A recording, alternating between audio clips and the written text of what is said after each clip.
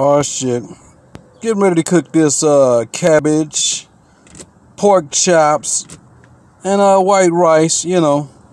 Trying to get down right now. I'm hooking up these hot sausages I got. You know, they're just some regular andouille sausages, you know, a little spicy, and getting them in, and you know. Yeah, man. This cooking thing is some beautiful stuff, man. I love cooking, man, and I love the way the stuff tastes after it's done. And I love to see people taste my food, you know, after I cook it. You know, they look at me and they be surprised. Oh, you see some little meat just fell on the side. I got to move that stove to get that meat off the side of there. You know, get my little vegetables, you know. No vegetables left behind, man. No vegetables left. No food left behind, but I have to get that meat later on. Yeah, man, love the people. Love to see people taste my food. You know, they be surprised when they look at me like, man, I didn't know you can cook like that, man. Yeah, I got little skills. I got little skills out, man. I just learn trial and error. You know, I get online, whatever I got to do to figure it out, man. I figures it out, man. You know, stirring my stuff up right here, man. Getting it sauteed up. You know, I put my stuff in first. You know, saute it up a little bit, you know, so it can have a little saute, you know, burnt little flavor to the food. I like that, man. You know, I like to brown my stuff up a little bit. And here I am cutting up my cabbage right now. And one thing about the cabbage, man, you can cut the cabbage in a few different ways, showing you my garlic, you know, my seasoning I'm putting the garlic in there because I want a little seared garlic also. So I don't have fresh garlic, so I'm using powdered garlic. So, you know, it is what it is. But yeah, about the cutting it up, man. You can cut your cabbage up any kind of way, man. You can cut your cabbage up any kind of way, you know. And I cut up a few different kinds of ways, you know, so you can have different types of ways to grabbing it on the fork, you know.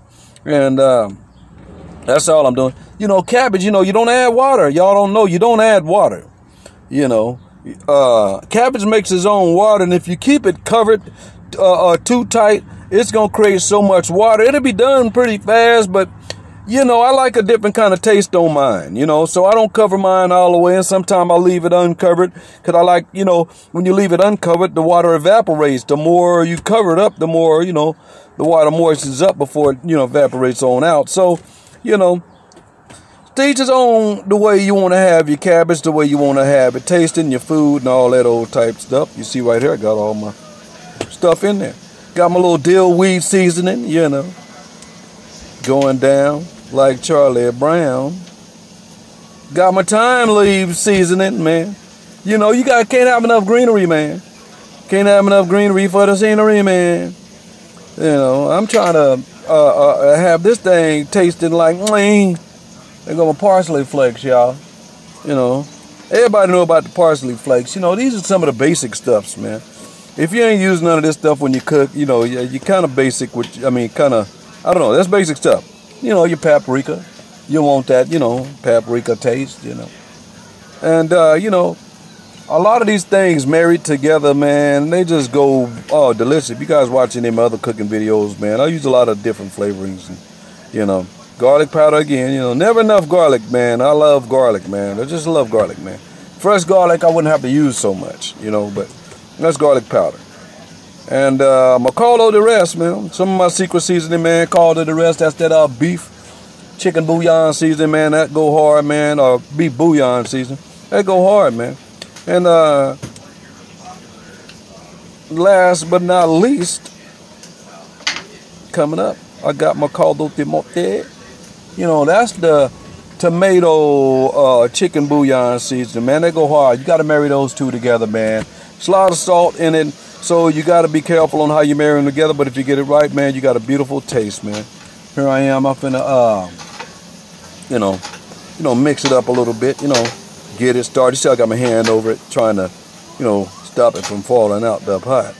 You know, and one thing about the cabbage, you know, it wilts down. So, you know, you see how it's big in the pot now. You know, about an hour or so later, or less. It'll be half of that in the pot. You'll see when it's done.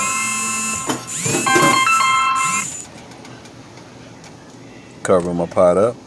Had a phone call. I didn't answer. You know, because I'm doing my little video, man. All right, this is beat my meat, right? So this is me tenderizing my pork chops. I use a little fork. You can use the beater or whatever, whatnot. I like the fork because I like to poke holes in it. You know, the way I get it, I don't know. You know, the way I hold my fork, you see I got it held tilted to the side a little bit. You know, that's the way, you know, I tenderize, you know, a lot of my meat like that, man. And so that's what I do, man. I do both sides, and you know, and then I'll season it and let it set for a minute. Let that seasoning marinate in that stuff. And yeah, here's my seasoning for my meat, man. That's my ranch. You know, that's the most secret all seasonings type stuff. My parsley, my garlic, my thyme, my onion flavor. You know, I had some what was that? I forgot the name of that stuff, and I had in the corner. I can't think of it right now. But hey, here I'll go stirring my stuff up, man. You know, look at it. You know, so you see it starting to wilt, starting to get down a little lower. Look at them flavors, all them little flavor particles up in there, man. Oh man, look at them. That sausage, man. Oh my God, that stuff's gonna be pretty good, man. Oh, here's the finished product right here, man. Look at that there, man. Ooh, that's gonna be lovely, man. That's gonna be lovely, man. That's gonna be lovely. Put the top back on that thing, man. Yeah, it's gonna be right. So I gotta get on this other stuff. Let me go and hook up my rice, man. This is how I hook up my rice. Jasmine rice. I mess with jasmine rice and I mess with plain rice, but most of the time I use jasmine rice. That's my version of sticky rice. It's sticky enough for me. And so put a little salt in first, you know. Gotta put a little salt in, you know. Break up too much of the stuff sticking to the pot. You know, that's what that salt does. You know, give it a little extra flavor too. You know. And 1 cup of water, man, to 2 cups of rice. You know, well, 1 cup of rice to every 2 cups of water, right? That's how you do that, you know. And you gotta, it's not exact on that, but it's around that. So, you know, got my cup of rice right there. Usually, this is how I do mine. You know, I let my wife warm up for a minute, you know, before I put my water in, you know. And that's all. Turn my shit on high, because you got to have it on high right now. You got to have your fire on high right now, you know, to get the stuff going. And that's exactly what's going on. I got it on high right now, put it on high, and finna get this rice to cooking. The rice will be done in probably about 15-20 minutes. You know, I cook mostly perfect rice every time. It's hardly ever get any other rice. Everybody use rice pots and all that. Not me. I just use a regular pot and I get it perfect every time, man. Every time, man. Here we go with my 2 cups of water. Pour my water into a bowl. So, you know, I don't like to just keep back and forth with it. Pour my water into a bowl. That's 1 cup.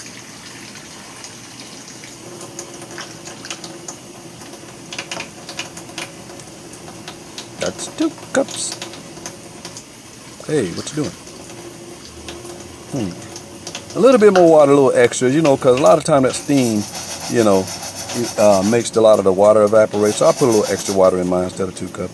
See me stirring my rice around, you know, checking it out, make sure it ain't burnt or nothing, you know. And it's pretty cool. It's ready to go. Put my stuff back on. Now I'm going to put my water in, and it's on like Johnny Crack Home. It's on like Johnny Crack Home, man. This rice gonna be delicious, man. I do it like this all the time. I'm checking out my rice, and it's gonna be right. Stirring it up. And I'm gonna put my top on. You know, stir it up a little bit just to get it even a little bit. I'm gonna let the water boil down a little bit. Then I'm gonna turn it all the way on simmer. See, it was on high at first. You can see it's boiling. Turn it all the way down on simmer, man. Yeah. And I don't put the top right on. I let them bubbles boil down a little bit, because if you put the top right on, then bubbles will come out, and you know, your top will be coming up, water will be coming out, steam and water will be coming out, the shit. Let this stuff boil down a little bit before you put your top on. And that's the secret. A lot of people, I keep giving people this recipe, they can't seem to get it right, but that's what you got to do. You got to let your water boil down a little bit before you put your top on.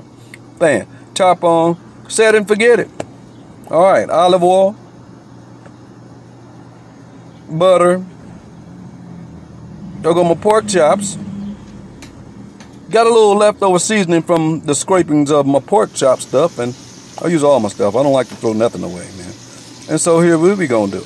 All right, I got my butter and all that stuff in my pan, getting done.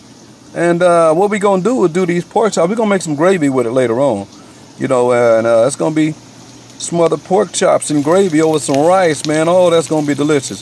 So I got it kind of like on a medium low. All right, my rice is done, y'all. Look at that. That's about 20 minutes, 15, 20 minutes. Yeah, look at that. Sticky, good, soft, everything. Just what you want in some rice, man. That's how I like my rice. I don't know how you like your rice, but that's perfect for me. Perfect for what I like. My meat's done, you know. Still frying a little bit. My meat's done, but, you know, see the bottom of that pan?